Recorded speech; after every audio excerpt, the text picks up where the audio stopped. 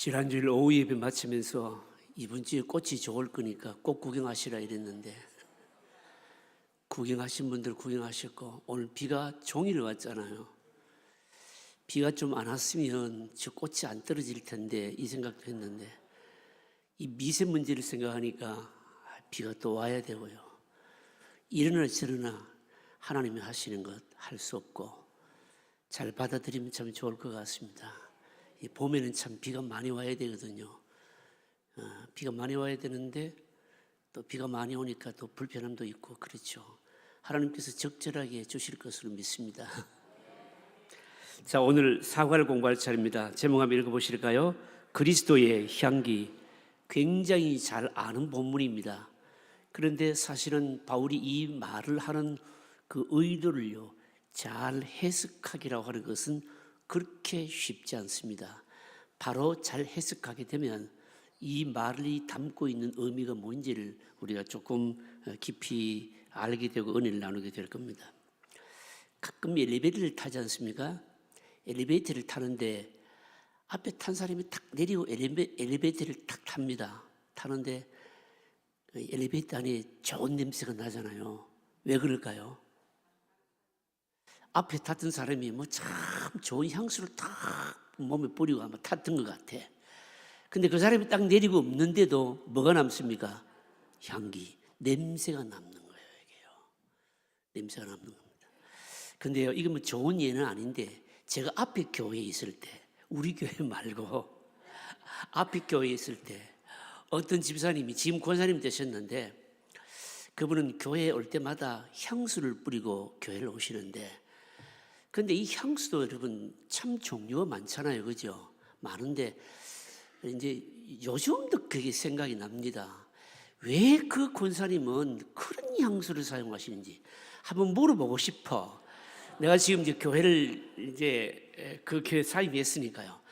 아, 향수 냄새가 굉장히 고약한 거예요.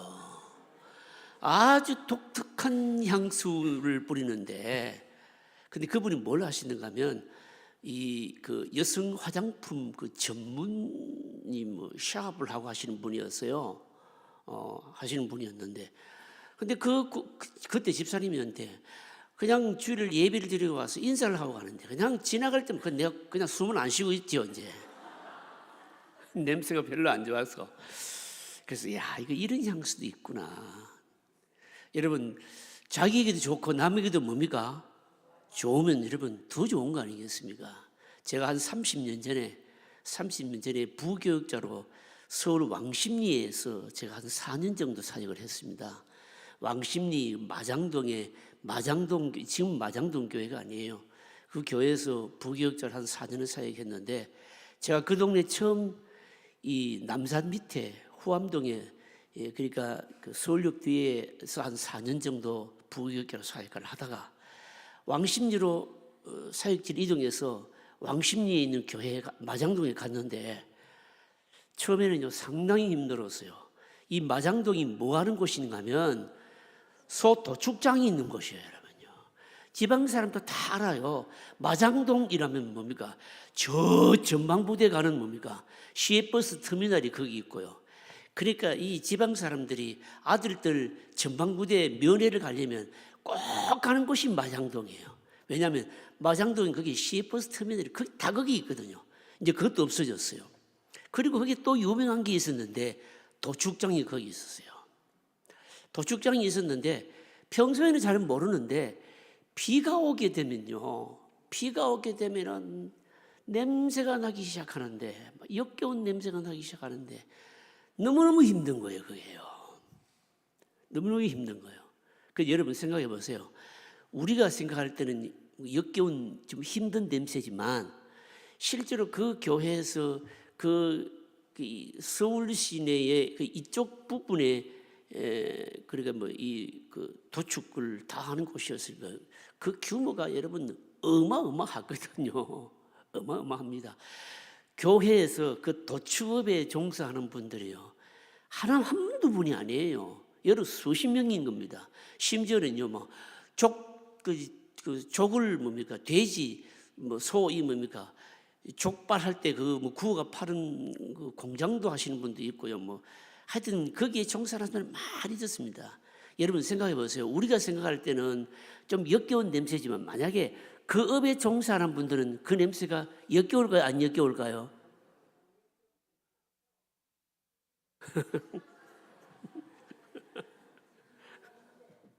좋은 냄새죠, 여러분요. 왜 그럴까요? 여러분 생계가 달린 일 아니겠습니까? 여러분 사람이 수술을 하게 되면 피를 굉장히 많이 흘리잖아요. 만약에 외과 의사가 피 비린내를, 피 냄새를 못 맡는다 그러면 수술할까요? 못할까요? 못해요. 못합니다. 외과 의사는 피 비린내 그 냄새를 맡아야 됩니다. 그래야 어떻게 합니까? 사람을 고치는 거예요. 생명을 살리는 거예요, 여러분요. 모든 수술은 외과에서 다 하잖아요, 그죠? 그래서 이 외과 의사들은 사실은 이 피 비린내를 그 의사 선생님들도 얘기 제가 들은 적이 있는데 처음에는 굉장히 힘들대요. 그런데 사람을 살리는 수술을 해야 되기 때문에 자꾸 하게 되면요, 그 피 비린내도요 향긋하대요. 말이 됩니까, 안 됩니까? 우리가 생각할 때 말이 안 되는 것처럼 말이 돼요, 여러분요. 말이 됩니다. 여러분 한번 적용해 볼까요? 심심찮게 우리 기독교에 대해서 좋지 못한 뉴스들이 빵빵 터지잖아요. 여러분 그게 한번 그런 좋지 못한 뉴스가 터지면 여러분 영향력이 많죠, 그죠? 어떻게 보면 완전히 썩은 냄새 아니겠어요, 그죠? 냄새로 치자면 그야말로 좋지 않은 그런 뉴스는 썩은 냄새예요. 그런데 이 썩은 냄새가 향기로운 냄새일 수도 있을까요, 없을까요? 있어요, 여러분요. 왜 그럴까요? 만약에 그것이 폭로되지 않고 드러나지 않고 계속 감추어져 숨겨져 있는 상태라면 썩은 문드러지지 않겠냐고 얘기해요. 골마칠 대로 골마치지 않겠습니까? 그런데 그것이 뭡니까?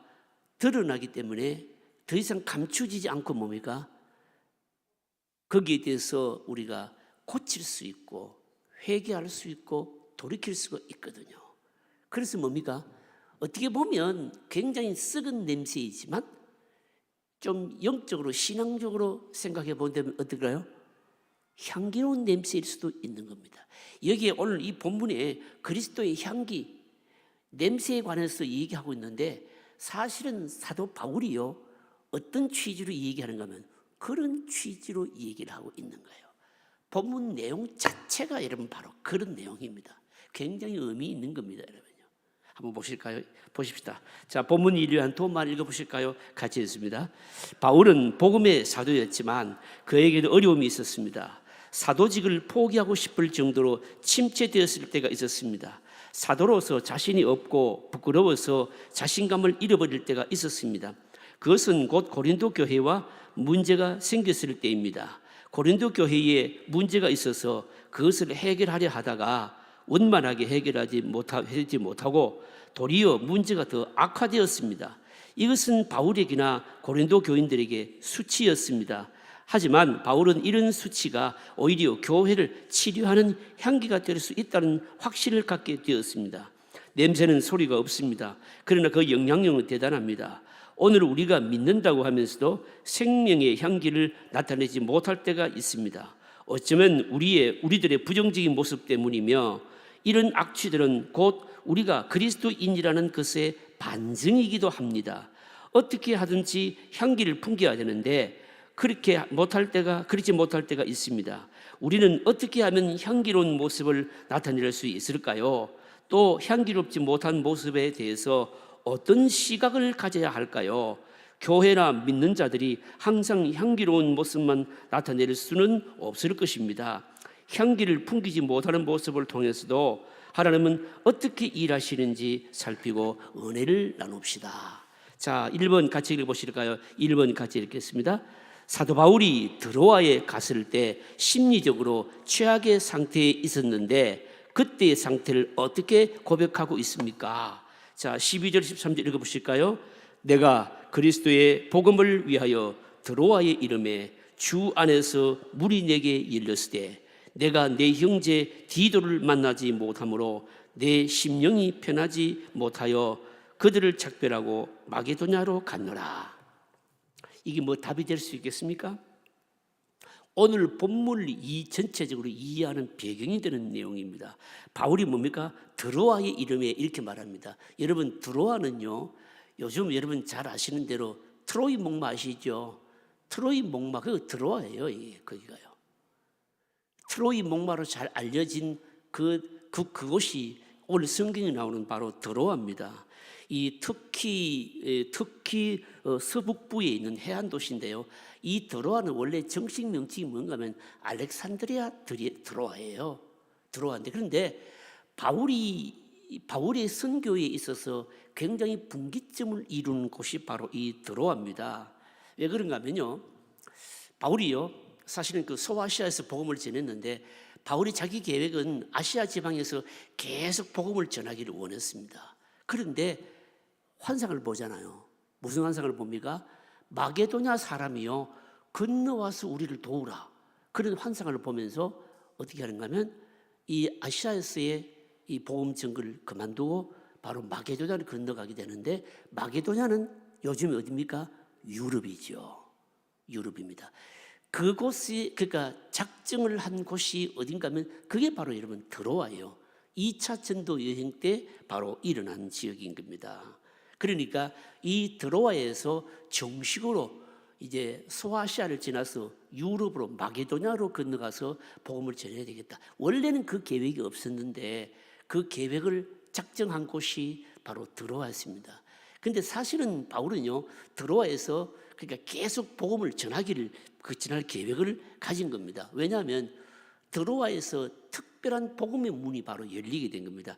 특별한 복음의 문이라고 하는 것은 뭔가 하면 유대인 신자들, 원래 여러분 바울이 이제 우리가 사도행전 읽어보면 그 바울이 복음을 전하는 데 있어서 굉장히 방해하는 요소 중에 하나가 자기 동족 유대인들이요, 굉장히 사실은 비판을 많이 했잖아요.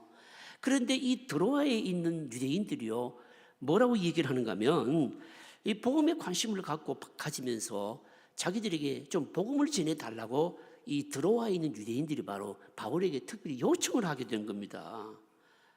여러분, 그러니까 자기 동족 유대인들이 거의 대부분 바울의 이 전도에 반감을 가지면서, 같은 동족이지만 반감을 가지면서 바울을 핍박했는데, 드로아에 있는 유대인들이 복음을 전해달라 하니까 이거는 진짜 뭡니까? 우리 요즘으로 말하자면 어떤 사람이 교회 교역자들에게, 권사님이나 장로님에게 전도해서 다음 주일날 나 좀 교회 좀 데리고 가세요, 이거 같은 거예요. 이게요. 그만큼 복음을 전할 수 있는 기회가 이제 확 열리게 된 거예요. 그런데도 불구하고 바울이 드로아에서 사실은 복음을 열심히 전하지를 못한 겁니다. 왜 복음을 열심히 전하지를 못했느냐? 그 이유가 뭔가 하면요, 성경이 말씀하고 있잖아요. 디도를 만나지 못함으로 심적으로 불안했다는 겁니다.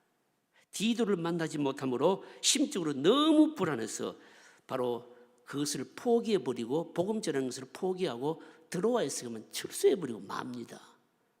여러분, 이거는요 굉장히 바울에게 있어서는 예외적인 일입니다. 사도 바울이 여러분 어떤 사람입니까? 복음 전하는 일에 전념한 사람 아닙니까? 아무리 핍박이 있고 어려움이 있고 방해가 있어도 복음 전하는 일을 뒤로 미루는 사람이 아니거든요. 목숨 내 걸고 복음을 전하는 사람인데, 복음을 전해달라고 자유롭게 문이 열렸는데도 불구하고 복음을 전하지 못하고 철수해버렸다는 것은, 이거는 그야말로 엄청난 일인 겁니다. 근데 무엇이 이 열심 있는 복음 전도자 바울로 하여금 이렇게 만들었냐라고 하는 겁니다. 그것은 뭔가 하면 다름 아닌 디도를 만나지 못함으로 바로 뭡니까? 마음이 침체했다라고 하는 것입니다. 디도를 못 만나서 마음이 그렇게 침체했다. 도대체 이게 뭐겠느냐라는 겁니다. 바울로 하여금 이렇게 침체하게 만들 정도로 디도를 못 만났다고 마음이 그렇게 침체할 만한 그런 사건이 뭐겠냐 이겁니다. 그건요 다름 아닌 바로 고린도 교회와의 관계였습니다. 고린도 교회와의 관계가 너무너무 이제 관계가 안 좋으니까 자신이 복음을 전했는데 복음을 들은 사람들이 사도 바울을 향해서 저 사람은 자기에게 복음을 전해준 사람을 향해서 사도가 아니다라고까지 배척을 했으니까 바울이 여러분 얼마나 마음이 아프겠습니까? 이런 가운데 이 고린도 교회의 형편과 처지를 알려주고 하는 사람이 바로 디도였는데, 디도를 못 만나니까 고린도와의 교회와의 관계가 심적으로 부담이 돼서 마음속에 너무 침체가 돼가지고 복음을 전할 기회가 왔음에도 불구하고 복음을 전하지 못하고 들어와서 철수했다라고 하는 겁니다. 이게 여러분 바로 사실 오늘 이 본문 전체를 이해하는 여러분 배경입니다. 여러분 이거는요, 바울이 이런 상황은 우리에게 이런 굉장히 중요한 교훈을 우리에게 던져주십니다. 어떤 교훈을 우리에게 주실까요?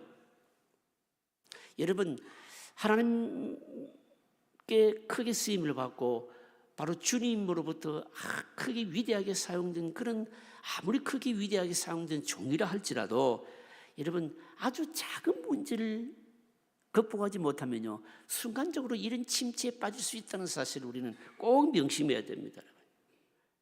그렇게 성령 충만하고 힘있게 사용되는 주의 종들도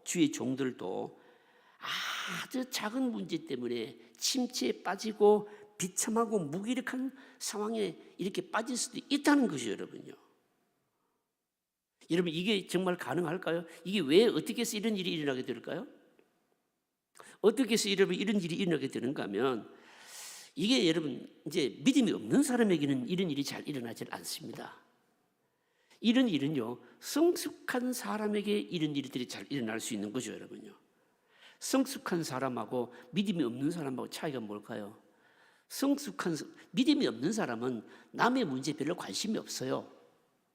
그런데 성숙한 사람은 남의 아픔이나 어려움이나 힘든 것을 보면 어떻습니까? 가만히 있지를 못해요. 가만히 있지를 못하고 어떻게 한다는 겁니까? 그 사람의 아픔에 기도도 하고 동참도 하고 그리고 마음도 쓰고 그렇게 하는 것이죠, 여러분요. 그래서 성숙한 사람들에게 이런 일이 여러분 종종 올 수 있습니다.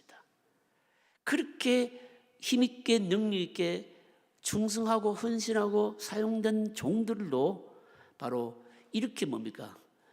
순간적으로 자기 침체에 빠지는데, 이것은 성숙한 사람들이 가지는 문제일 수가 있다는 거죠, 여러분. 이거는 여러분 상담학에서 흔히 있는 일이거든요, 여러분요. 상담학에서 흔히 있는 일입니다. 여러분, 상담을 할 때 중요한 게 뭔가 하면요, 감정이입이거든요. 감정이입이 뭡니까? 어떤 사람이 정말 고통받고 참 내면에 막 죽고 싶은 심정의 그런 상태에 빠져가지고 상담자를 찾아와서 내담자가 상담을 하러 왔습니다. 그러면 상담자가 어떻게 해야 됩니까? 꾸어놓은 보리자루처럼 그러면 들은 척만 척도 안 하고 또 뭐 상담하러 왔는데 이 얘기 듣고 반응도 안 해주고 그러면 상담이 돼요, 안 돼요? 안 되죠. 어떻게 해야 됩니까? 공감을 해야 되죠, 될 거 아닙니까? 들어야 되고 반응을 해야 되고 그리고 감정이입을 해야 되거든요. 이게 이제 상담자가 해야 될 중요한 일인데, 그런데 중요한 것은 뭔가 하면 상담자가 이때 굉장히 조심해야 될 게 있었습니다. 감정이입을 하는 것, 공감하는 것은 중요하지만 자칫하다가요, 가끔 성숙한 믿음의 사람들이 그런 경우가 있어요. 어려운 사람을 돕고 어려운 사람들을 하는데 그건 뭡니까? 하나님께서 정하신 어떤 범위 안에서 해야 됩니다. 내 범위를 벗어나면 어떻게 합니까? 그는 하나님이 하시도록 해야 되는데, 내가 그걸 다 처리하려고 하다가 물에 빠진 사람을 건지려 하다가 같이 물에 빠져버리는 경우가 있어요, 여러분요. 그래서 여러분 상담할 때 제일 조심해야 되는 게 바로 이런 걸 조심해야 되는 거예요. 여러분 이해가 되십니까? 그래서 말입니다. 내가 도와줄 수 있는 범위까지 돕고 나머지는 누가 하도록 해야 됩니까? 하나님이 하시도록 하셔야 되는 거예요. 그런데 그렇지 못하게 되면 어떻게 됩니까? 물에 빠진 사람 건지려다가 함께 물에 빠져 죽는 일이 있는데, 그래서 말입니다. 도와주려고 하다가 그만 자기가 침체에 빠지고 말입니다. 자기가 어려움에 빠지고요. 자기가 그만 완전히 그냥 수렁에 빠지고 그런 것도 종종 있습니다, 여러분. 바울이 지금 사실 그런 일을 지금 겪고 있는 거예요. 드로아에서 복음을 전할 수 있는 절호의 기회가 왔는데도 불구하고 스스로 그냥 고린도 교회와의 이 문제 때문에 이 문제를 벗어나지 못해서 좀 디도를 통해서 이 문제를 좀 어떤지를 좀 듣고 뭘 해야 되는데 디도를 만나지 못함으로 스스로 침체에 빠져가 복음 전하는 것도 문을 닫아버리고 기회도 지금 던져버리고 이런 형편에 빠졌다는 거예요. 사실 우리에게 굉장히 중요한 교훈을 우리에게 던져주죠, 여러분요. 성숙한 사람들일수록 뭡니까? 내가 할 수 있는 범위와 하나님께서 해야 될 일들은 뭡니까? 이 바운더리를, 영역을 잘 구분해서 하는 것이 여러분 중요합니다. 그겁니다. 자, 그다음 먼저 보실까요? 자, 2번 문제입니다. 2번 같이 읽어보실까요? 드로아에서 바울은 옳은 판단을 내리지를 못했습니다. 고린도 교회는 분쟁 중에 있었고 바울은 무기력증에 빠져 있었습니다. 그리고 드로아에서 복음의 길이 열렸음에도 복음을 전하지는 못했습니다. 드로아에서 바울의 사역은 최악이었고 인간적으로 약한 부분을 여지없이 드러내고 말았습니다. 드로아 교인들은 바울이 이런 마음을 이해하지는 못했습니다. 그런데 바울은 이것을 어떻게 해석하고 있습니까? 어떻게 해석하고 있느냐? 이렇게 묻습니다. 14절 읽어보실까요? 같이 읽습니다. 항상 우리를 그리스도 안에서 이기게 하시고 우리로 말미암아 각처에서 그리스도라는 냄새를 나타내시는 하나님께 감사하노라. 여러분, 여기서 중요한 말씀이 뭘까요? 항상 우리를 그리스도 안에서 뭐 했다고요? 이기게 하시고. 사실은 드로아에서 바울의 전도는 뭡니까? 성공입니까? 실패입니까? 실패였습니다. 그런데 바울은 실패했는데 하나님은 실패하지 않으셨다는 이 말씀이에요. 하나님은 실패하지 아니하셨는데 이걸요 비유적으로 표현하고 있는데 뭐라고 표현하고 있습니까?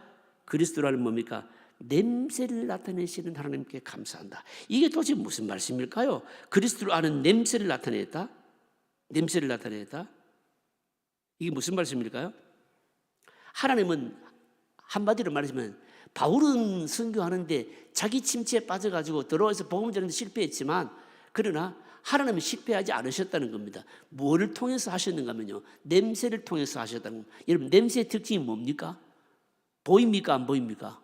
안 보이죠. 안 보이는데도 뭡니까? 알잖아요. 이게 무슨 뜻인가 하면 바울은 자기 침체에 빠져가지고 자기 침체 막 빠져가지고 복음 전할 기회가 왔는데도 못 전하고 이래 했는데 바울의 이런 근심, 이런 마음의 답답함 이게 뭡니까? 이런 모습들이 어떻게 됐을까요? 드러났을까요? 안 드러났을까요? 드러나게 된 것이죠. 드러나게 되어서 바울을 보는 사람들이 바울이 왜 저렇게 침체했을까? 복음을 전할 수 있는 전도할 기회가 왔는데 왜 전하지 않았을까? 뭔가 마음에 근심이 있을 것이다. 이것은 뭡니까? 보였을까요? 안 보였을까요? 보인 거죠. 그것이 뭐가 됐을까요? 메시지가 됐다는 거예요. 하나님은 바울은 일은 안 했, 복음 전하는데 실패해버렸지만 그렇다고 하나님은 실패한 게 아니라는 겁니다. 하나님은 뭘로 하셨다가요?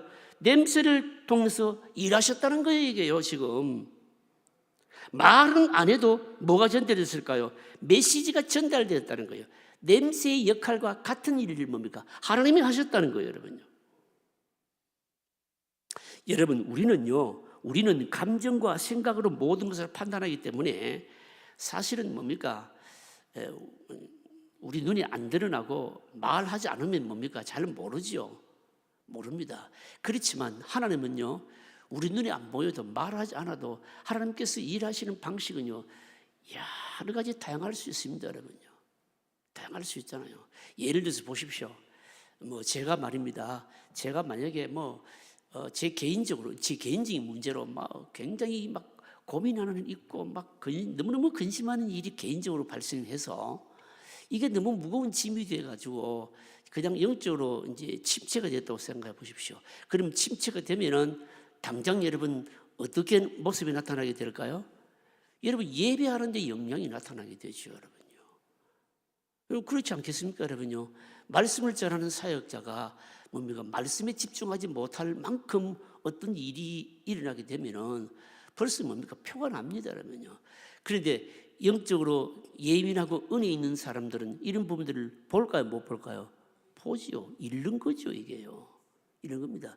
우리는 감정이나 생각이 뭐가 다 분명해야 다 뭡니까 이렇게 읽을 수 있지만 사실은 뭡니까 말하지 않아도 보지 않아도 뭡니까 하나님께서는 냄새가 나듯이 보이지 않지만 다 일들을 뭡니까 하도록 하시는 분이시다. 자기는 바울이 말의 요지가 뭔가 하면 자기는 드로아에서 전도하는데 실패했지만 하나님은 뭡니까? 실패했다 안 했다? 안 했다는 거죠, 여러분.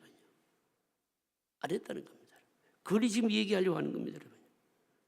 하나님은 뭡니까? 냄새를 통해서도 일하시는 분이십니다, 여러분.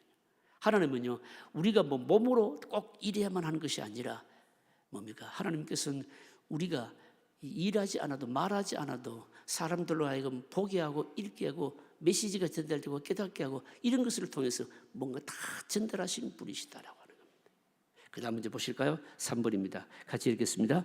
바울이 드로아에서 고린도 교회에 대해 한 지나친 염려 때문에 아무것도 하지 못했습니다. 이것은 분명히 실패입니다. 그러나 바울이 입을 다물고 아무것도 하지 못했지만 그리스도께서는 이기게 하시고 일하고 계셨습니다.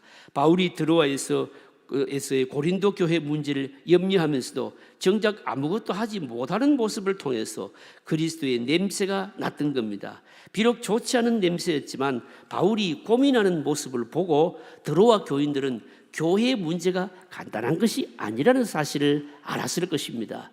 담대하고 능력 있는 사도도 꼼짝 못하게 만든 것을 보고 교회의 문제가 얼마나 중요하고 어려운 것인지 깨닫고 드로아 교회는 바울의 이 고민에 동참하여 더 귀중한 진리를 배웠을지도 모릅니다. 그래서 바울이 고백하는 것이 무엇입니까? 자, 고백하는 것이 뭐냐? 15절 같이 읽으실까요?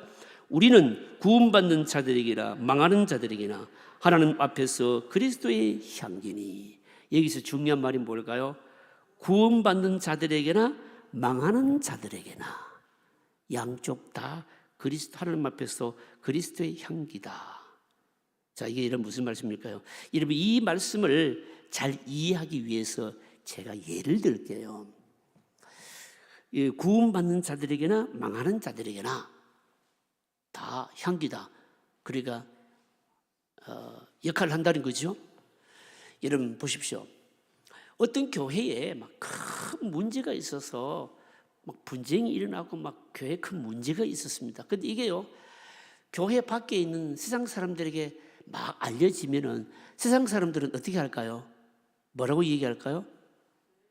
아, 저것 봐라, 저 교회가 저 꼴이라고 막 그러면서 어떻게 할까요?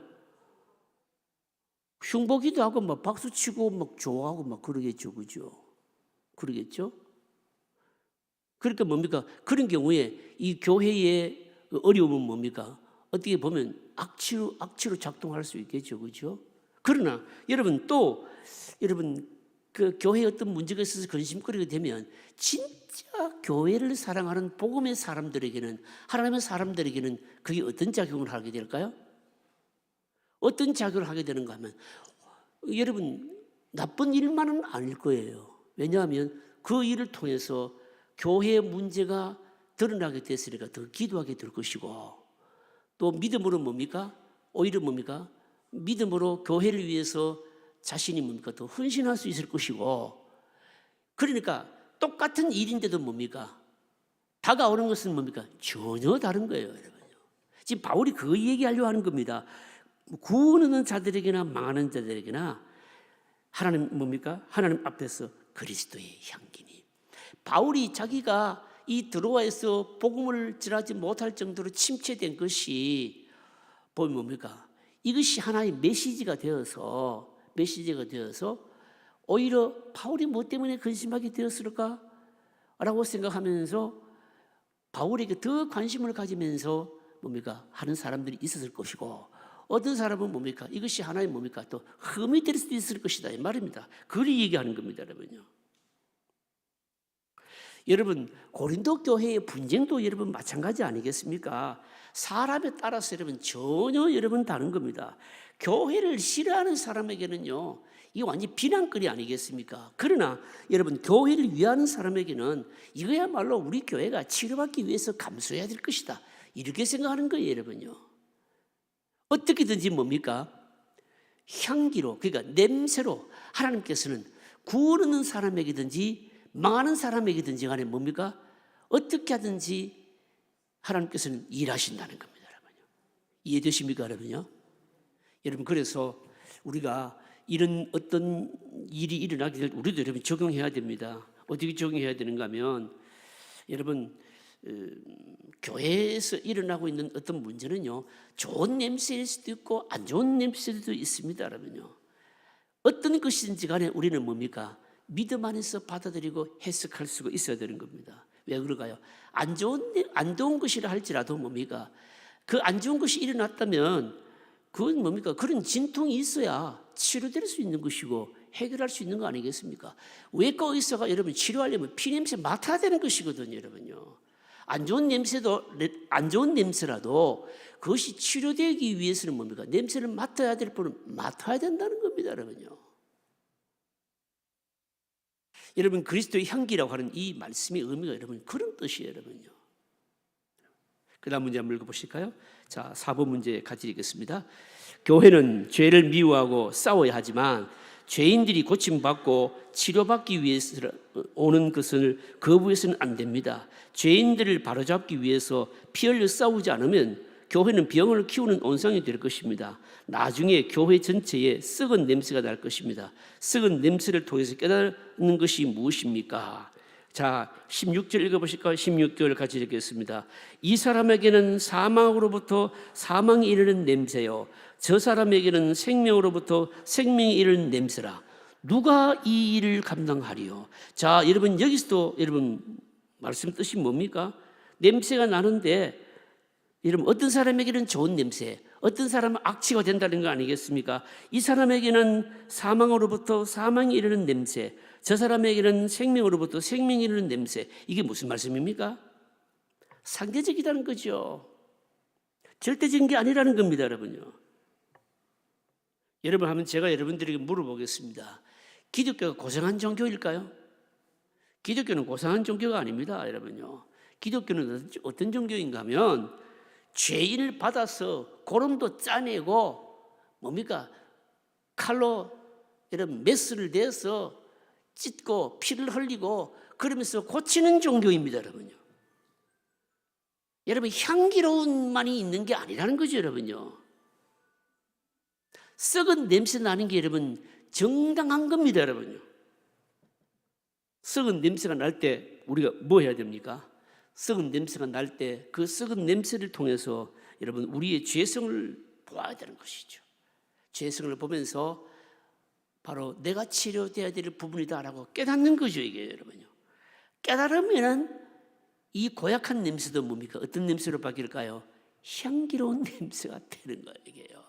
그래서 뭡니까?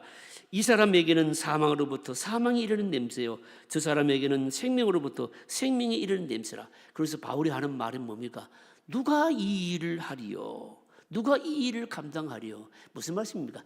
자기는 디도를 만나지 못해서 고린도 교회의 문제 때문에 너무 무거운 짐이 돼서 침체가 돼서 복음을 전할 수 있는 기회가 왔음에도 불구하고 복음도 못 전하고 사실은 어떻게 보면 실패죠. 너무너무 부끄러운 모습인데, 그런데 그런 모습을 통해서 말은 하지 않았지만 행동을 통해서 복음을 전하지 않았지만 자기 이런 모습을 통해서 들어와 있는 많은 사람들이 뭡니까? 바울이 이런 모습을 보면서 뭔가 심각한 것을 깨닫고 뭡니까? 오히려 뭡니까? 더 많은 것을 깨닫게 되었다는 거예요, 이게요.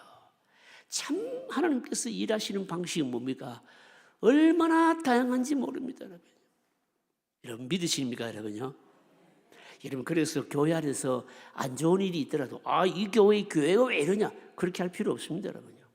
그렇게 안 좋은 일이 일어나도 뭡니까? 하나님께서 깨닫고 교훈 얻을 자 교훈 얻게 하시고요. 그 안 좋은 일을, 어려운 일을 통해서, 악취를 통해서 뭡니까? 합력하여서 하나님께서 뭐 하시겠어요? 선한 열매와 결과를 이루시는 겁니다. 그래서 바울이 하는 말이 뭔가 하면요, 누가 이 일을 감당하리요? 자기는 들어와서 복음 전하는데 완전히 침체가 실패해버렸는데 예수님은, 하나님은 실패하지 않으셨다는 거예요, 이게요. 자기는 입을 열어 복음을 전하지 못했지만 그러나 자기의 이런 침체되어 있는 모습이 뭡니까? 냄새가 되어서 들어와 있는 많은 사람들을 깨닫게 했다는 거예요, 여러분.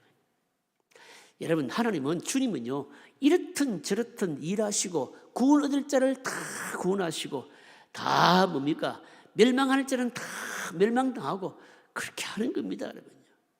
여러분 그래서 우리는 여러분 늘 뭘 봐야 됩니까? 주님의 일하심을 봐야 돼요, 여러분. 하나님의 일하심을 봐야 된다니까요, 여러분. 하나님께서 어떻게 하시든지 무슨 일이든지 뭡니까? 다 하나님께서 뜻이 있고 유익되게 하실 것이라는 거죠, 여러분. 그 다음 문제 보실까요? 몇 번 할 차례입니까? 5번 같이 읽으실까요?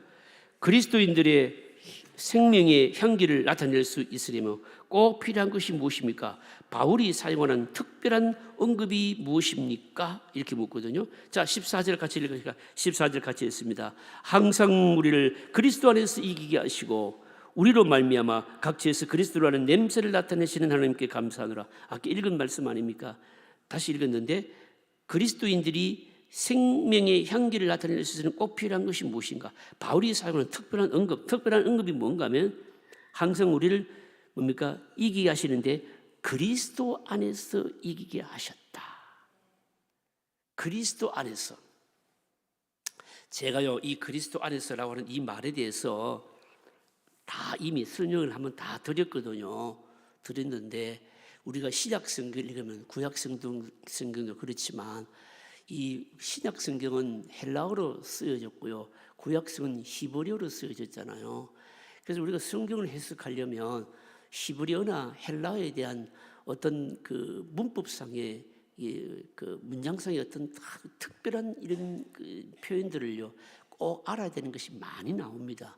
많이 나오는데 바울 서신서 가운데 많이 나오는 것 중에 하나가 뭔가면 그리스도 안에서라고 하는 겁니다. 그리스도 안에서라고 하는 것은 헬라 성경 읽어보면 엔 크리스토라고 되어 있는데 이게 엔 크리스토라고 하는 게 뭔가면 이게 이제 역격입니다. 그 데이티브예요. 이 그 문법에 보시면요, 주격, 소유격 뭡니까? 뭐 역격, 목적격 있잖아요. 네이티브, 젠티브, 데이티브, 에쿠스티브 이렇게 나오잖아요. 이 데이티브라고 하는 것은 뭐냐면 수단을 나타내는 이 데이티브 역격이거든요. 엔 그리스도 안에서, 그리스도 안에서. 이 말은 무슨 말인가 하면 그리스도와 연합하여 합하여 이런 뜻입니다. 그리스도와 연합하여 합하여 그리스도 안에서, 그러니까 그리스도 안에서 이기게 하셨다. 이게 무슨 말씀인가 하면 바로 이런 겁니다. 그러니까 내 안에는 그런 향기로운 모습이 없는데 내가 그리스도 안에 있고 주님이 내 안에 있어서 연합됨으로 합하여짐으로 말미암아 사실은 향기가 나타나게 된다는 거예요. 여러분, 요걸요 다음 장에 가시면 고린도후서 4장에 가시면요 또 바울이 이와 비슷한 비유를 또 들고 있어요. 무슨 비유를? 이 고린도후서는 전부 그런 내용이에요. 무슨 내용이 나오는가 하면 우리는 뭡니까? 질그릇과 같다. 이렇게 말. 여러분, 질그릇이 뭡니까? 질그릇이 뭡니까? 아니, 맨날 본 차이나만 쓰시니까 질그릇을 잘 모르시는 것 같은데 질그릇은 엄밀히 말하면 흙으로 만든 그릇이에요. 흙으로 만든 그릇인데 참 볼품없는 겁니다. 질그릇에 뭐가 담겨 있는가 하면요 보화가 담겨 있다는 거예요. 여러분, 어떤 사람이요, 여러분 생각해 보세요. 종이 가방을 들고 갔는데 근데 종이 가방 안에, 그 가방은 말입니다 몇 푼 하지 않습니다. 뭐 한 1,000원, 2,000원짜리 정도 되는데 만약에 그 안에 옛날에요 제가 아는 어떤 권사님이 그랬어요. 권사님이요, 그러면 너무 귀한 뭐 다이아몬드하고 뭐 돈하고 이거를 가지고 서울 가셨는데 이 서리를 당하면 어떻게 하나 싶어가지고, 이 강돌로 만들면 어떻게 하나 싶어가지고 굉장히 흐름한 뭡니까? 그 집에서 말입니다. 옛날에, 요즘은 없습니다만 그 나이롱실로 짰는 뭡니까? 그 가방 안에 담아가세요. 할머니 왜 그렇게, 권사님 왜 그렇게 가시냐 그러니까 좋은 가방에 담아가면 이게 뭐 귀한 거 든 줄 알고 이게 서리 당한다고 흐름한 곳에 담아가 가셨어요. 그래서 뭐 지혜로운 건지 아닌 건지 난 잘 모르겠지만 여러분 생각해 보세요. 몇 푼 안 되는 가방에 말입니다 어마어마하게 귀한 보물이 있다라고 생각하면, 그런데 말이야 그 가방이 말이야 바람이 불어가지고 시궁창에 빠지면 여러분 그 가방 때문에 건지겠어요? 뭐 때문에 건지겠어요? 그 안에 든 뭐 때문에요? 보화 때문에. 여러분, 우리 그리스도인들이 그렇다는 겁니다. 우리는요 사실은 질그릇과 같은 존재예요. 질그릇이 여러분 얼마나 볼품 없습니까? 그런데 우리 안에 뭐가 있습니까? 보화가 있다는, 보배가 있다는. 보배가 뭡니까? 예수 그리스도, 복음이 있다는 겁니다. 그래서 우리가 귀하다는 거 얘기해요. 여러분, 우리는요, 꽃으로 말하면 좋아합니까? 생합니까? 솔직하게 얘기해 보세요. 좋아합니까? 생합니까?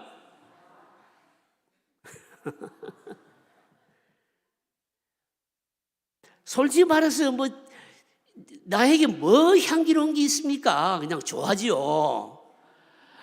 좋아한데, 그런데 그래도 여러분 뭡니까? 향기로운 냄새가 가끔 나잖아요. 뭐 때문에요? 예수님이 내 안에 계시잖아요. 여러분, 복음이 내 안에 있지 않습니까? 그래서 가끔 향기로 나는 겁니다. 그 얘기하는 거예요, 지금요. 그리스도 안에서 이기게 하시고 우리로 말미암아 각지에서 그리스도라는 냄새를 나타낸다. 자기에게는 조화 같아서 냄새가 없는데 내 안에 누가 있다고요? 옛 그리스도와 합하였어. 그리스도와 연합되어 있기 때문에 그래서 뭡니까? 냄새가 난다는 겁니다. 여러분, 그래서 우리들이 존귀한 자들인 거예요. 여러분요, 존귀한 자들입니다. 여러분, 사실은요, 이 냄새는요, 어떻게 보면요, 참 정확합니다. 여러분요, 정확합니다. 여러분, 세상 살면서 여러 가지 냄새 나지 않습니까? 여러분요, 우리 교회 옆에 여러분 주유소 있잖아요. 주유소 때문에 말입니다. 가끔 여러분 무슨 냄새 납니까? 기름 냄새 나죠, 여러분. 우리 교회가 먼저 여기 세워졌으면 저 주유소는 못 세워지는 겁니다, 여러분. 왜냐하면 우리 교회가 여러분 다중이 모이는 곳이기 때문에 다중이 모이는 곳에 가까이는 주유소는 세워질 수 없거든요, 여러분요. 근데 주유소가 먼저 세워졌으니까 그래도 뭡니까? 우리가 냄새 맡고 있잖아요, 여러분요. 여러분, 절간에 가면 무슨 냄새 납니까? 뭔 냄새 난다고요? 향 냄새 나죠. 절간 냄새가 뭐냐 이 말입니다. 절간 냄새가 향 냄새예요, 여러분요. 절간에 가면 절간 냄새. 여러분, 절간에 가셔가지고 절밥 얻어 먹어 보셨어요?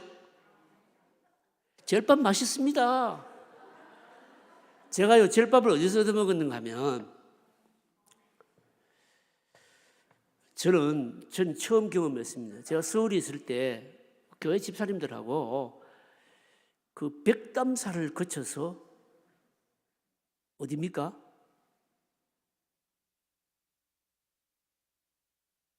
대청봉, 그 중청봉 그 밑에 있는, 여러분, 우리나라에서 굉장히 오래된 절이 있어요. 절이 있는데 절에 간 게 아니고 그 가을에 그 단풍 산행을 갔는데 처음 갔는데요. 근데 올라가는데 사람들이 막 구름대같이 올라가고 내려오는 거예요. 이게 도대체 사람들이 왜 이렇게 많느냐 이렇게 생각을 하고 올라갔죠. 그런데 가보니까 우리 기독교에만 나는 성지순례가 있는 줄 알았는데 불교자들에게도 거기가 성지더라고요. 성지. 그래서 물었죠. 왜 이렇게 사람들이 많이 오르내려 하냐니까 자기들 할 말이 성지순례 다녀온다는 거예요. 이게요. 성지순례 다녀온다고 그러는데 그 성지순례 가는 그 절이요. 제가 좀 불교에 대해서 조금 이러면 압니다. 아는데 불교는 여러분 앞으로 절에 갈 기회 있으면 관찰해 보십시오. 어떤 절에는 뭡니까? 불교는 반드시 뭐가 있습니까? 대웅전이 있어요. 대웅전. 그 가서 그냥 건물만 그냥 웅장 가면 희한한 건물만 보지 마시고 그 대웅전이 있는 거 없는가 보면 그 절의 성격을 알아요. 그러니까 이게 이 명상을 하는 불교인지 그게 뭡니까? 소승불교인지 아니면 법을 연구하는 대승불교인지 또 말입니다. 이 부처가 있는 자기들 나름대로 부처가 있는 건지 없는 건지. 그런데 그 절은 뭐 하는 절인가 하면 부처가 없어요, 여러분. 그런데 부처가 없는 곳은 뭐가 있을까요? 모르시네. 이게 자기들 말로 부처님의 사리가 있다는 곳이에요.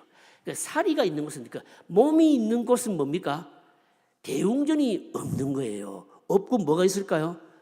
그게 있으니까 그게 이제 부처를 대신하는 거예요, 사리가. 그래서 그 절이 말입니다.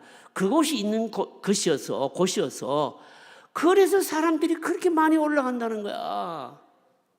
근데 이제 대청봉 밑에 중청봉이 있는데 벽담사를 거쳐서 중청봉까지 올라가는데 몇 시간 걸려서 올라가지 않습니까? 배가 너무 고파서 집사람들은 안 되겠다. 교회 들어가는 밥 먹고 가자. 근데 그것도 몰랐어요. 가보니까 사람들이 다 뭐 울로 메고 오는 거예요. 근데 뭘 울로 메고 오는가 싶어서 봤더니요. 사람들이 막 인산인을 이루는데 자기 밥 먹을 걸 다 들고 오더라고요. 그게 뭔가 뭐 공양미야, 공양미. 그런데 자기 먹을 것만 가지고 오는 게 아니고 어떻게 할까요? 다른 사람들은 먹을 것 가지고 오니까 막 이 절에 말입니다. 쌀이 그냥 막 넘쳐나는 거야. 그러니까 막 밥을 해가지고 그냥 막 먹고 싶은 대로 먹으라는 거예요. 그래서 얻어 먹었죠. 근데 그 절밥이요, 밥하는 기술이 좋아서 그런지 불을 떼서 그런지 밥이 되게 맛있더라고요. 그래서 여러분, 제가 그때 한번 밥을 얻어 먹은 적이 있고 또 언제 또 밥을 얻어 먹은 적이 있냐면 4월 초파일 때도 밥을 한번 얻어 먹은 적이 있어요. 4월 초파일 때. 제가 신앙생활을 어릴 때부터 열심히 했거든요. 열심히 했는데 그 4월 초파일 때 이 금강공원 옆에 가면 그 절이 있어요. 절이 있는데 4월 초파를 여러분 쉬는 날 아닙니까? 쉬는 날인데 그때도 교회 친구들하고 그 금정산 등산 올라가다가 그냥 뭐 4월 초파를 가면 밥 아무나 준다 이래. 우리 밥 얻어 먹고 갈까 이래. 들어가 밥 얻어 먹었어요. 그것도 맛있게 먹었어요. 나물밥하고 맛있게 먹었는데 밥 먹은 얘기하려고 하는 것이 아니고 여러분 절에 가면 절간 냄새 납니까 안 납니까? 나지요. 그러면 교회 오면 냄새 납니까 안 납니까? 냄새 나죠, 여러분. 그 교회 냄새가 뭘까요, 여러분요? 성령 충만한 냄새죠. 성령 충만한 냄새가 뭘까요? 여러분, 나에게서는 냄새 날 만한 게 없어요. 없는데 내 안에 누가 계십니까? 예수 그리스도. 복음 하나님 말씀이 있으니까 뭡니까? 우리 인격 속에 녹아서 사실은 여러분 나요. 여러분 주유소 가보십시오. 그냥 냄새 나잖아요, 여러분. 절간에 가보시면 그냥 초 냄새는 향 냄새 나잖아요, 여러분요. 마찬가지입니다, 여러분. 나에게는 냄새 나는 것이 없지만 여러분 안 믿는 사람들요, 믿음 생활 열심히 경건생활 하는 사람들을 보면요, 저 사람 예수 믿는 사람이 알까요, 모를까요? 알아요. 제가 어디 가서 목사 말 안 하잖아요. 목사 말 안 하는데도 가끔 목사님이십니까? 이렇게 묻거든요. 그럼 여러분 뭐 때문에 여러분들도 마찬가지 아니겠습니까? 밖에 나서 생활하면서 보면서 몇 번 이렇게 낯선 사람 대하면서 꼭 예수쟁이 같아. 속으로 예수 믿습니까? 그들은 예수 믿으세요? 이렇게 물을 때 있잖아요, 여러분. 여러분 그렇게 말이 나와야 정상일까요, 비정상일까요? 정상이죠. 우리의 모습에서, 우리의 삶에서, 우리의 은행에서, 우리의 생각이나 사고방식에서 뭡니까? 나온다는 거죠.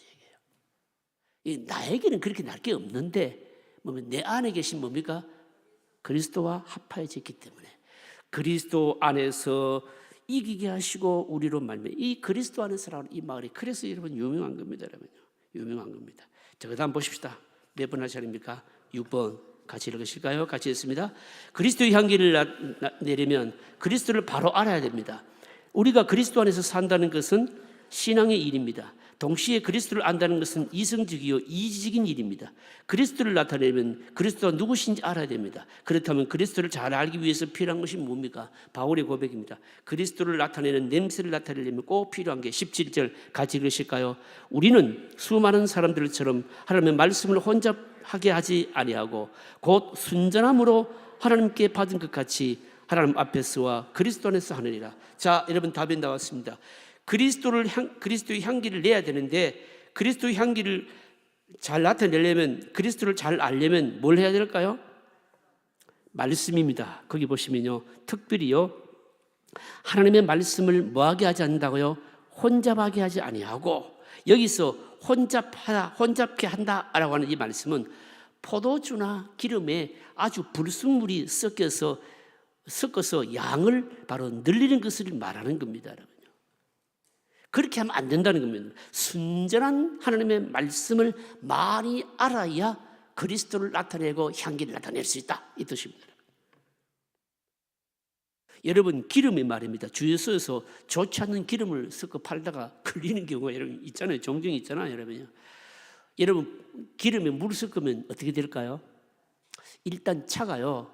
그런 기름을 넣으면 차가 힘을 낼까요? 못 낼까요?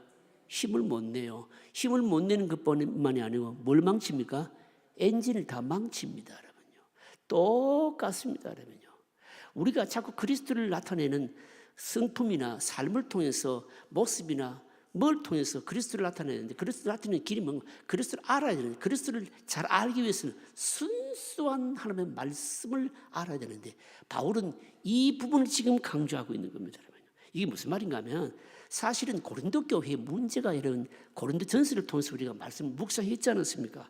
고린도전서의 문제가 뭐였습니까? 순수한 말씀이 아니고 철학도 좀 가미시키고, 그리고 당시에 뭡니까?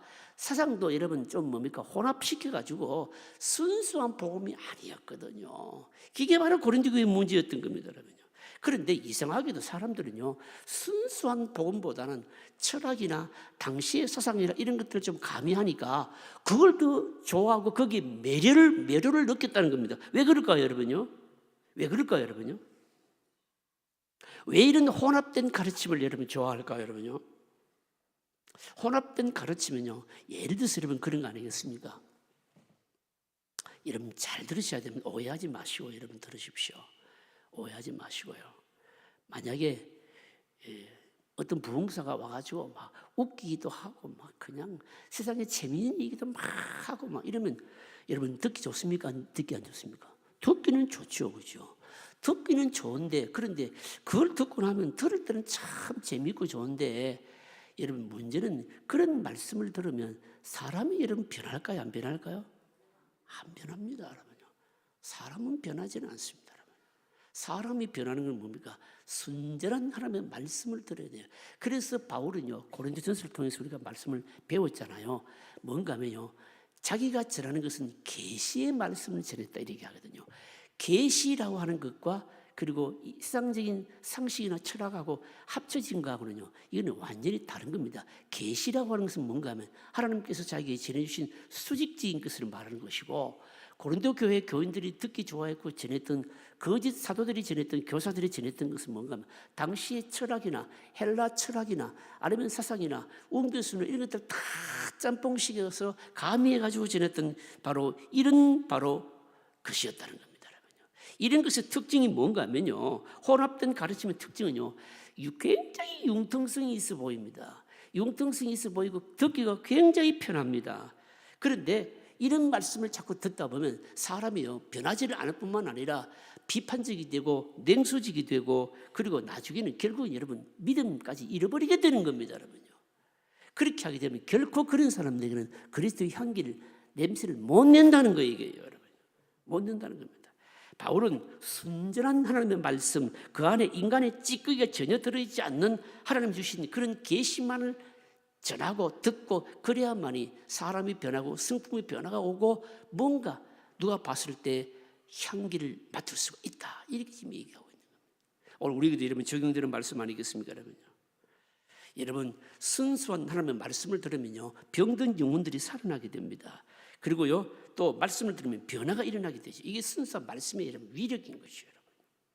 여러분 그래서 7번 문제 보십시오. 7번 문제는 이 문제에 대해서 바로 여러분 문제를 정리를 해놓았어요. 여러분 잊어버릴까 싶어서 자, 같이 읽겠습니다. 원래 하나님의 말씀과 세상의 지식은 그 성질이 전혀 다릅니다. 이 세상의 지식은 인간의 경험이나 생각을 모아놓은 것입니다. 이것은 수평적인 것이고 이 세상을 사는 데 도움이 되는 지혜입니다. 그러나 하나님의 말씀은 우리에게 주시는 하나님의 계시입니다. 이것은 수직적인 것으로 결코 인간의 머리에서 나온 것이 아닙니다. 사람들은 하나님의 계시인 말씀을 별로 좋아하지 않습니다. 그 이유는 하나님의 말씀을 무식한 지식으로 알기 때문입니다. 사람들은 하나님의 말씀에 인간의 지식이 들어와야 유식하다고 생각합니다. 그러나 하나님의 진리에는 인간의 불순물이 들어가면 사람이 치료되지 않습니다. 거기에 성령의 능력이 나타날 리가 없습니다. 순수한 하나님의 말씀은 우리를 치료하는 능력이 있습니다. 그래서 순수한 말씀을 먹어야 사람이 영혼이 살고 힘을 내고 향기를 낼 수 있습니다. 젊었을 때 이것저것 세상 풍조를 따랐던 사람은 늙어서 자신에게 아무것도 남지 않는다는 사실을 발견하게 됩니다.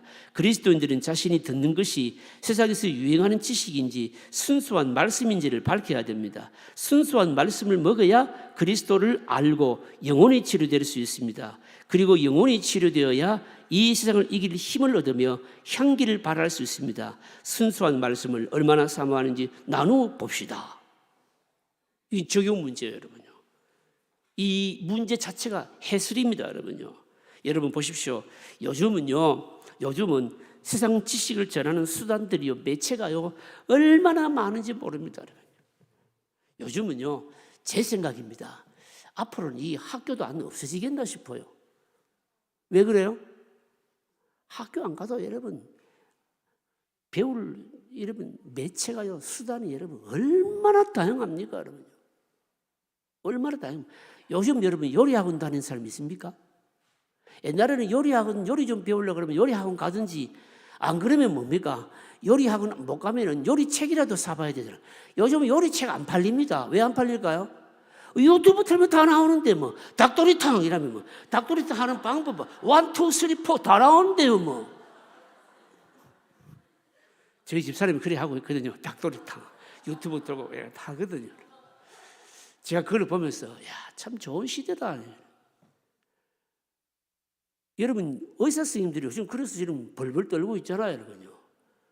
요즘은요 사람들이 몸이 아파서 병원에 가기 전에 거의 반은 자기 몸 상태 이런 지식을 다 가지고 갑니다. 다 검색해서 이게 어떤 병의 정세는 어떻고 의사 선생님이 뭐라고 말하면 이게 다 알고 갑니다, 여러분요. 다 알고 갑니다, 여러분. 이거는 병원에 안 가도 될 거네. 내가 그냥 간단하게 약 먹어도 될 거야. 다 압니다, 여러분. 그럼 뭔 얘기하고 싶은가 하면, 여러분 뭐 알고 싶은 것이 있으세요? 옛날에는요 어떻습니까? 막 손자들에게도 물어볼 필요도 없어요.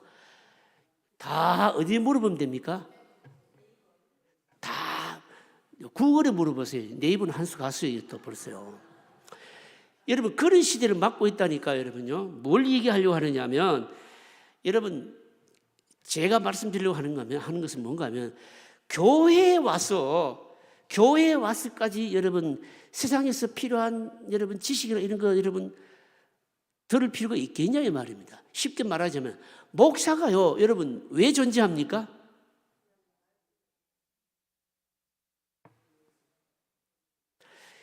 여러분들이 뭐 믿거나 말거나인데, 제가 우리 재성제력에 부임했을 때 저는요 거대한 목표를 가지고서 왔어요. 사실은 제가 부산에 우리 교회에 부임할 이유가 인간적으로 없는 사람이었어요, 여러분요. 그런데 저를 추천하는 목사님도 부산에 와서도 좀 복음적인 말씀을 좀 전해야 되지 않겠냐. 제가 그래서 그렇게 하겠다라고 생각하고, 제가 뭐 앞에서 이미 교회를 목회를 하고 있었잖아요. 또 학교 교수직도 가지고 있었지 않았습니까? 사실은 제가 교수직 내려놓기가 내가 참 싫었습니다. 싫었습니다. 다 내려놓고 왔는데, 제 나름대로 다짐한 게 있죠.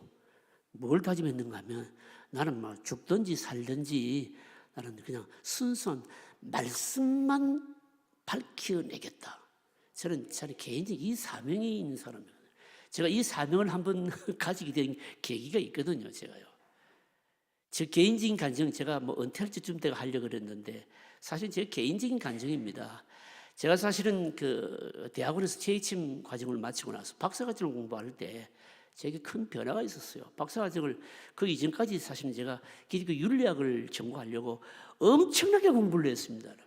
엄청나게 공부를 많이 했는데, 나중에 제가 깨닫게 된 게 뭔가 하면, 이 윤리학을 해서는 안 될 것 같은 거예요. 왜냐하면 윤리학을 아무리 해봤자 사람이 안 바뀌면 소용이 없는 거예요. 그런데 사람을 바꾸는 일은 복음밖에 없다 싶어서 그렇게 집어치워버린 겁니다. 그래서 집어치워버리고, 사실은 박사과정을 제가 바로 이 뉴 테스트먼트 테올로지 신약을 제가 전공을 했거든요. 왜 했는가 하면 성경을 조금이라도 더 밝히는데 도움이 되어야 되겠다 싶어서 제목을 제가 바꾸었습니다. 바꾸고 그래서 그때부터 죽자사자 성경을 읽고 파고 연구하기 시작했고요. 제가 그래서 사실은 출판사에 가서 2년 6개월 동안 우리 목사님들을 보는 주석 쓰는 일에 함께 주석도 제가 쓰는 일에 동참하게 되었고요. 예, 여러분 제가 그렇습니다. 제 지금도 마찬가지입니다. 여러분들이 좀 덜 은혜스럽더라도 제가 어쨌든 저는 은퇴할 때까지 하나님께서 허락하시는 그 순간까지 제가 작심한 게 있거든요. 뭔가 하면 여러분들이 듣기 싫든 말든 저는 제 사명으로 끝까지 하나님의 말씀을 신구약 속의 66권을 차근차근하게 그냥 다 밝혀볼 생각입니다. 말씀을 그냥 차근차근 그냥 드러내는 일을 하겠다. 이게 제 목회 사명입니다. 제가 그래서 막 교인들이 좀 덜 모이면 덜 모이는 대로 좀 많이 모이면 많이 모이는데 제가 그 구애받지 않고 말씀을 밝히는 일에 내가 혼신을 다해야 되겠다. 이겁니다, 여러분요. 이게 여러분 바울의 마음 아니겠습니까, 여러분요? 제가요 사실 그래서 제가 어제 모 장로님에게도 말씀드렸는데 그 얼마 전에 제가 그 우리 교회 교단지에 그 기독 신문 아닙니까? 뭐 설교를 좀 실어달라 그래서 한 세 번째 설교를 실었어요. 모르겠어요. 여러분들 뭐 읽었는지 안 읽으셨는지 모르겠지만 그래가지고 게시판에 좀 붙여놓은 적도 있는데 뭐 어떤 분은 뭐 읽으셨다 그러는 그 설교를 한 서너 번 연재하고 나서 올 6월 10일부터 월요일부터 목요일까지 우리 교단의 목사님들 전국 학위 수양회가 그 필리핀 보홀에서 있는데 말씀 강사로 좀 와주십시오. 조에서 연락이 왔어요. 그래서 제가 못 간다 했어요. 제가 못 간다는 이유는 사실 제가 이제 교회 좀 더 이제 신경도 써야 되고 사실은 제가 주중에 시간이 잘 없습니다. 강의 설교를 하려고 그러면 시간이 잘 없어요. 끊임없이 뭡니까? 말씀을 연구해야 되고 공부해야 되고 한 주 교회를 비우게 되면 굉장히 힘듭니다. 선교나 먼 일로 외국에 한 주 갔다 오게 되면 그 다음 주까지 두 주간 설교를 해야 되잖아요. 그러면 그런 일이 있으면 그 전주에는요 사실은 거의 파김치가 돼요. 사실은요. 그래서 그게 제가 힘들어서 가능한 한 이제 교회를 제가 안 비우려고 그러죠. 그게 제 개인적인 사명입니다. 그래 제가 말씀드리고 자는 건 뭔가 하면 어쨌든 강단은 그래서 우리 부교육자들에게도 늘 얘기하죠. 항상 본문 중심의 설교. 새벽 기도도 그렇고 늘 본문 중심의 설교를 해라. 뭡니까? 말씀 이외의 것은 뭡니까? 가능한 한 하지 말아야 됩니다. 여러분 세상의 것 듣고 싶으면요 교회 와서 안 들어도 들고 세비랬잖아요. 여러분 유튜브 들어보세요. 뭐. 인터넷 들어가 보세요. 뭐.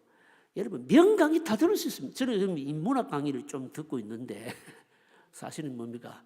거의 인터넷을 통해서 인문학 강의를 듣고 있는데 어떤 강의는요 한 편 강의가 책 몇 권을 읽는 것보다도 훨씬 나을 정도로 그 안에 모든 그 지식이 컴팩 집약 농축되어 있어야 해요.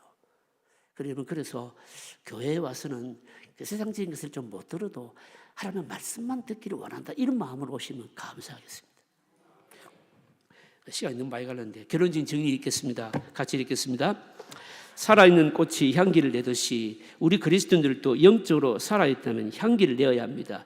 우리 교회는 그리스도의 향기를 내는 교회가 되어야 합니다. 그리스도의 향기는 우리의 신앙 인격과 삶을 통해서 나옵니다. 향기는 만질 수도 없고 눈으로 볼 수도 없으며 무기로 달아볼 수도 없습니다. 그러나 그 향기가 사방에 퍼지듯이 성도가 향기를 내면 신불신을 막론하고 영향을 미치게 되어 있습니다. 그리스도의 향기가 다른 성도에게 나타나면 교회의 덕을 세우고 교회가 평안하게 되며 유익을 얻습니다. 그리고 모든 사람들에게 기쁨을 줍니다. 또 그리스도의 향기가 나타나면 은연중에 예수 그리스도와 하나님의 말씀이 증거됩니다. 그리고 많은 사람이 교회에 관심을 가지게 됩니다. 그리스도인은 피냄새나 고름 냄새를 좋아해야 합니다. 상처를 입고 도덕적으로 실패한 사람들이 치료받기 위해서 교회에 오는 것을 싫어해서는 안 됩니다. 병원 응급실에 가보면 교통사고로 피를 흘리면서 더러운 사람도 있고 너무 말라서 뼈와 살이 붙어 있는 사람도 있습니다. 한쪽에서는 음독 자살을 기도한 사람이 토하고 있고 다른 한쪽에서는 심장박동이 멈춘 사람을 살리기 위해 전기 충격을 가하고 있습니다. 이때 병원 병원 응급실에 있는 의사나 간호사는 그런 환자들을 싫어해서는 안 됩니다. 이와 마찬가지로 교회는 영혼을 살리기 위해 피냄새나 고름냄새를 좋아해야 합니다. 구약시대에 성전에 바쳐지는 번제물을 태울 때 하나님을 모르는 사람에게는 결코 좋은 냄새일 수가 없었습니다. 성전에 가면 언제나 피냄새와 짐승을 태우는 냄새가 진동했습니다. 그러나 하나님은 그 냄새를 좋아한다고 말씀하셨습니다. 이스라엘 백성들이 죄를 깨닫는 냄새요, 그들을 거듭나게 하는 냄새이기 때문이었습니다. 우리의 삶을 통해서 아름다운 향기를 나타내십니다. 그리고 죄를 태우는 냄새도 기뻐하십니다. 마치 외과 의사가 수술 중에 피냄새를 맡듯이 죄를 치료하는 과정에서 나오는 냄새를 향기로 받아들입시다. 기도하실까요? 기도합시다. 나를 통해서 그리스도의 아름다운 향기가 나타나기를 원합니다. 우리 교회가 피냄새 좋아하고, 그리고 죄인들, 어려운 사람들, 상처받은 사람들, 문제 있는 사람들, 오랜 것을 기뻐하고, 그리고 그들을 기쁘게 반갑게 맞고 그들을 위해서 기도해 줄 수 있는 바로 이런 치료하는 교회가 되기를 원합니다. 통성으로 기도하겠습니다. 살아계신 아버지 하나님, 은혜를 감사합니다. 사도 바울이 드로아에서 디도를 만나지 못함으로 고린도 교회와의 관계 때문에 심한 침체에 빠짐으로 복음을 전할 기회를 잃어버렸지만, 그럼에도 불구하고 그런 모습을 통해서도 예수 그리스도가 증거되게 하시니, 이것이 바로 보이지 않는 냄새의 역할, 주님께서는 냄새를 통해서 일하게 하시는 하나님, 일하시는 하나님의 힘을 깨닫습니다. 하나님, 바라옵고 남는 것은 우리의 전 삶을 통해서 우리는 냄새가 좋은 냄새 낼 만한 것이 없지만 우리 안에 계신